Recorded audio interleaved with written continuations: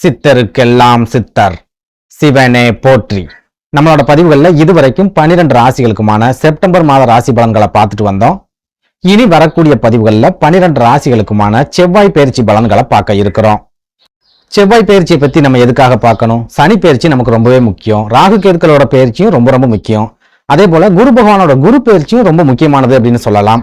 ஒரு சில நேரங்கள்ல சுக்கிர பகவானோட சுக்கிர பயிற்சிக்கும் நம்ம முக்கியத்துவம் கொடுக்கணும் அப்படின்னு சொல்லலாம். ஆனா இந்த செவ்வாய் பயிற்சிக்கு நம்ம எதுக்கு இவ்வளவு முக்கியத்துவம் கொடுக்கணும்? செவ்வாய் பகவானோட பயிற்சியால நம்ம வாழ்க்கையில என்ன மாற்றங்கள் வந்துட போகுது? எதுக்காக எல்லா ஜோதிடர்களும் தேவையில்லாம இந்த செவ்வாய் பயிற்சிக்கு இவ்வளவு முக்கியத்துவம் கொடுக்கறாங்க அப்படின்னு கேட்டீங்கன்னா, ஜோதிடத்தை பொறுத்த வரைக்கும் ராசி கட்டத்துல இருக்கிற 9 கிரகங்களோட சின்ன அசைவுகள் கூட நம்ம வாழ்க்கையில பெரிய மாற்றங்கள் அப்படிங்கறத கண்டிப்பா ஏற்படுத்தும். அதுலயும் முக்கியமா ஒரு சில கிரகங்களோட பயிற்சி ஒரு சில ராசிக்காரங்களுக்கு கோடீஸ்வர யோகத்தை ஏற்படுத்தி கொடுக்கும். நாட்டையே ஆளக்கூடிய அளவுக்கு ராஜ யோகத்தை ஏற்படுத்தி கொடுக்கும். ஒரு சில கிரகங்களோட பயிற்சி கோடீஸ்வரனா இருக்கிறவனை குப்பைமேட்ல தள்ளி அவன் வாழ்க்கையவே அழிச்சு விட்டுரும் அப்படிங்கறதையும் ஞாபகத்துல வச்சுக்கோங்க.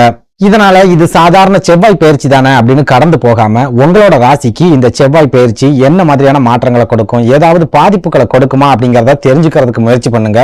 அதுலயும் முக்கியமா இந்த செவ்வாய் பயிற்சி உங்களுக்கு ஏதாவது பாதிப்புகளை கொடுக்கும் அப்படின்னா அந்த பாதிப்புகளை எப்படி குறைக்கலாம் அப்படிங்கறதையும் நீங்க கண்டிப்பா தெரிஞ்சே ஆகணும். அதுலயும் முக்கியமா இந்த செவ்வாய் பகவானை பொறுத்த வரைக்கும் இவரை பூமி காரகன் அப்படின்னு சொல்லுவாங்க, ரத்த காரகன் அப்படின்னு சொல்லுவாங்க, சகோதர காரகன் அப்படின்னு சொல்லுவாங்க. புரியுற மாதிரி சொல்லணும் அப்படின்னா, நீங்க சொந்தமா ஒரு கிரவுண்ட் இடம் வாங்கி வீடு கட்டணும் அப்படின்னு நினைச்சா கூட செவ்வாய் பகவான் பலமா இருந்தா மட்டும்தான் உங்களால வீட்டை கட்ட முடியும். ஒருவேளை உங்களோட ஜென்ம ஜாதகத்துல செவ்வாய் பகவான் பலம் இழந்து போய் இருக்காரு அப்படின்னா உங்களால சாகுற வரைக்கும் சொந்தமா நிலம் வாங்கி வீடு கட்டவே முடியாது. ஒருவேளை கடனை உடனே வாங்கி யாராவது ஹெல்ப் பண்றாங்க வீடு கட்டிட்டு அப்படின்னாலும் அந்த வீட்டுல உங்களால நிம்மதியா வாழவே முடியாது.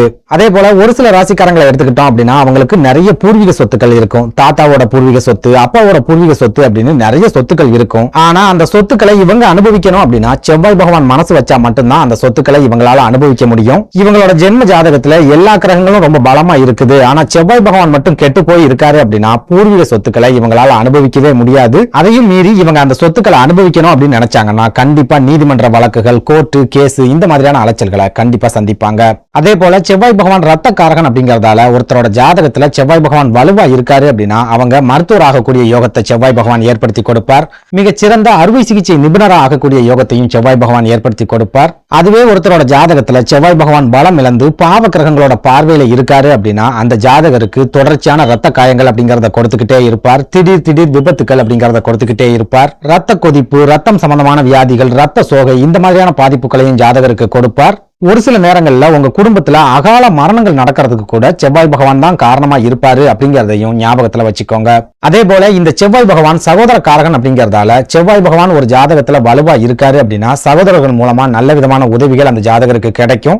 அந்த ஜாதகருக்கு ஏதாவது பிரச்சனைகள் வருது அப்படின்னா சொந்த பந்தங்கள் வந்து நிக்கிறதுக்கு முன்னாடியே சகோதரர்கள் வந்து நிப்பாங்க.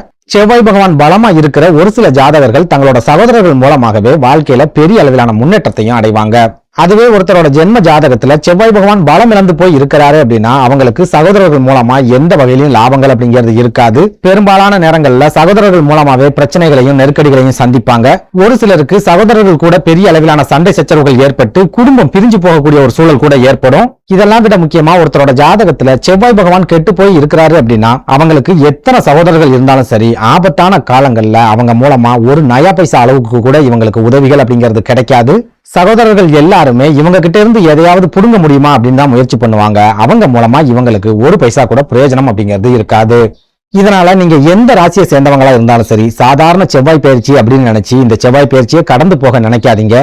குரு பயிற்சிக்கும் சனி பயிற்சிக்கும் ராகு கேதுக்களோட பயிற்சிக்கும் எந்த அளவுக்கு முக்கியத்துவம் கொடுக்குறீங்களோ அதே அளவுக்கான முக்கியத்துவத்தை இந்த செவ்வாய் பயிற்சிக்கு நீங்க கண்டிப்பா கொடுக்கணும். இந்த செவ்வாய் பயிற்சி அடுத்து வரக்கூடிய 55 நாட்களுக்கும் உங்க வாழ்க்கையில என்ன மாதிரியான தாக்கங்களை ஏற்படுத்தும் அப்படிங்கறதையும் நீங்க கண்டிப்பா தெரிஞ்சுக்கணும். அதுலயும் முக்கியமா விருச்சிக ராசியை பொறுத்த வரைக்கும் செவ்வாய் பகவான் உங்க ராசியோட அதிபதி அப்படிங்கறதால அவரோட சின்ன அசைவுகள் கூட உங்க வாழ்க்கையில பெரிய அளவுல தாக்கத்தை ஏற்படுத்தும். உங்களோட உடல் ஆரோக்கியத்திலையும் பெரிய அளவுல தாக்கத்தை ஏற்படுத்தும் அப்படிங்கறத ஞாபகத்துல வச்சுக்கோங்க. அப்படி பார்க்கும்போது இதனால் வரைக்கும் உங்க ராசிக்கு 7வது வீடான களத்திர ஸ்தானம் அப்படின்னு சொல்லப்படுற ரிஷப ராசியில குரு பகவானோட இணைஞ்சு இருந்த செவ்வாய் பகவான் இந்த ஆகஸ்ட் 26ஆம் தேதிக்கு அப்புறமா குரு பகவானை விட்டு விலகி உங்க ராசிக்கு 8வது வீடான அஷ்டமஸ்தானம் அப்படின்னு சொல்லப்படுற மிதுன ராசியில போய் உட்கார்ந்திருக்கார். ராசியோட அதிபதி எப்பெல்லாம் அஷ்டமஸ்தானத்துல வந்து உட்கார்றாரோ அப்பெல்லாம் உங்க வாழ்க்கையில ஒரு விதமான வீழ்ச்சிகள் ஏற்படும் அப்படிங்கிறது மறுக்க முடியாத உண்மை. இந்த வீழ்ச்சிகள் கடந்த காலங்களிலும் உங்களுக்கு கண்டிப்பா இருந்திருக்கும்.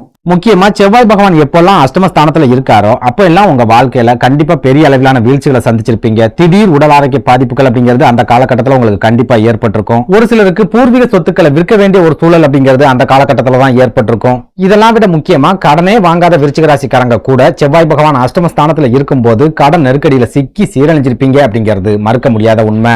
அப்படி பார்க்கும்போது இந்த ஆகஸ்ட் 26ஆம் தேதியில இருந்து கிட்டத்தட்ட 45 நாட்களுக்கு செவ்வாய் பகவான் உங்க ராசிக்கு 8வது வீடான அஷ்டமஸ்தானத்துல அமர்ந்திருக்க போறார்.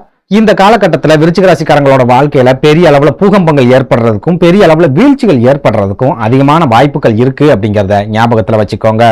முக்கியமா ராசிநாதன் அஷ்டமஸ்தானத்துல இருக்காரு அப்படின்னாலே முதல்ல உங்களோட உடல் ஆரோக்கியத்துல தான் பாதிப்புகள் அப்படிங்கிறது ஏற்பட ஆரம்பிக்கும். சின்ன சின்ன உடல் ஆரோக்கிய பிரச்சனைகள்ல ஆரம்பிச்சு பெரிய அளவுல அறுவை சிகிச்சைகள் செய்யக்கூடிய அளவுக்கு உடல் ஆரோக்கிய பிரச்சனைகள் கூட உங்களுக்கு ஏற்படலாம். அதனால அடுத்து வரக்கூடிய 45 நாட்களும் விருச்சிக ராசிக்காரங்க உங்களோட உடல் ஆரோக்கியத்துல கண்டிப்பா அதிகபட்ச கவனத்தை செலுத்தியே ஆகணும். அதுலயும் முக்கியமா நீங்க ஏற்கனவே ஒரு வியாதிக்கு ட்ரீட்மெண்ட் எடுத்து அந்த வியாதி குணமாயிடுச்சு அப்படின்னா திரும்பவும் அதே வியாதி வரக்கூடிய வாய்ப்புகள் அப்படிங்கிறது இந்த 45 நாட்கள்ல அதிக அளவுல இருக்குது. அதனால விருச்சிக ராசி அன்பர்கள் இனி வரக்கூடிய 45 நாட்களுக்கும் உங்களோட உடல் ஆரோக்கியத்துல கண்ணும் கருத்துமா இருந்துக்கோங்க. உங்களுக்கு ஒத்துக்காத பொருட்களை சாப்பிடாதீங்க. வெளி இடங்கள்ல சாப்பிடுறதையும் முடிஞ்ச வரைக்கும் தவிர்த்துக்கோங்க. இது கூடவே உங்க ராசிக்கு அதிபதி அஷ்டமஸ்தானத்துல இருக்கிறதால உங்களுக்கு மன ரீதியா நிறைய குழப்பங்கள் அப்படிங்கிறது ஏற்படும். நிறைய மன அழுத்தங்கள் அப்படிங்கிறது ஏற்படும். உங்களோட எதிர்காலத்தை நினைச்சும் குழந்தைகளோட எதிர்காலத்தை நினைச்சும் நிறைய கவலைகள் அப்படிங்கிறது வந்துகிட்டே இருக்கும். உங்ககிட்ட இருக்கிற தைரியமும் தன்னம்பிக்கையும் கொஞ்சம் கொஞ்சமா உங்களை விட்டு விலகி நீங்க மனசளவுல பலவீனப்படக்கூடிய ஒரு காலகட்டமாகவும் இந்த 45 நாட்களும் இருக்கும் அப்படின்னு சொல்லலாம். இதனால இந்த 45 நாட்களும் விருச்சிக ராசி அன்பர்கள் எதிர்காலத்தை பத்தி அதிகமா யோசிக்காதீங்க. எதிர்காலத்தை பத்தி நினைச்சு கவலைப்படாதீங்க. இன்னைக்கு என்ன நடக்குது அதை மட்டும் பாருங்க. இன்னைக்கு நமக்கு என்ன தேவை அதை மட்டும் யோசிங்க. அதிகமா எதிர்காலத்தை பத்தி யோசிச்சு தேவையில்லாத மன அழுத்தங்களை உருவாக்கிக்காதீங்க. முக்கியமா உங்க உடம்புல சின்னதா ஏதாவது பாதிப்புகள் வந்தாலும் சரி, சின்னதா ஒரு வயிறு வலி வந்தாலும் சரி, நமக்கு வயிற்றுல ஏதாவது கட்டி வந்திருக்குமோ, நமக்கு கேன்சர் வந்திருக்குமோ, நமக்கு ஏதாவது உடம்புல பெரிய அளவுல பிரச்சனைகள் வந்துடுமோ அப்படின்னு நினைச்சு அதிக அளவுல பயப்படாதீங்க. கூலா இருக்கிறதுக்கு முயற்சி பண்ணுங்க. டென்ஷனை குறைக்கிறதுக்கு முயற்சி பண்ணுங்க. நல்ல சத்தான சாப்பாட்டை சாப்பிடுங்க. வெளி இடங்கள்ல சாப்பிடுறத முடிஞ்ச வரைக்கும் குறைச்சுக்கோங்க. முக்கியமா நீங்க எதிர்காலத்தை பத்தி அதிகமா யோசிக்கல, எதிர்காலத்தை பத்தி நினைச்சு பயப்படல அப்படின்னாலே உங்களுக்கு வரக்கூடிய 80% வியாதிகளை உங்களால தவிர்த்துக்க முடியும். அடுத்ததா பணவரவை எடுத்துக்கிட்டோம் அப்படின்னா இந்த 45 நாட்கள்ல உங்களுக்கு 10 ரூபாய் வருமானம் வருது அப்படின்னா 15 ரூபாய் செலவு அப்படிங்கிறது கண்டிப்பா இருக்கும். உங்களுக்கு வரக்கூடிய வருமானத்தை வச்சு நீங்க பிரயோஜனமா எந்த ஒரு செலவுகளையுமே இந்த காலகட்டத்தில் செய்ய முடியாது. உங்க கைகளுக்கு வரக்கூடிய மொத்த வருமானமும் 10 பிரிவுகளா பிரிஞ்சு மொத்தமா செதறி போகக்கூடிய ஒரு காலகட்டமாவே இந்த 45 நாட்களும் இருக்க போகுது அப்படின்னு சொல்லலாம். இதனால நீங்க சொந்த தொழில் செஞ்சுக்கிட்டு இருந்தாலும் சரி, அல்லது உத்தியோகத்துல இருந்தாலும் சரி, அப்படி இல்லைன்னா வியாபாரம் செஞ்சுக்கிட்டு இருந்தாலும் சரி, கடன் வாங்கி தொழிலை நடத்தணும் அப்படின்னு இந்த காலகட்டத்தில் நினைக்காதீங்க.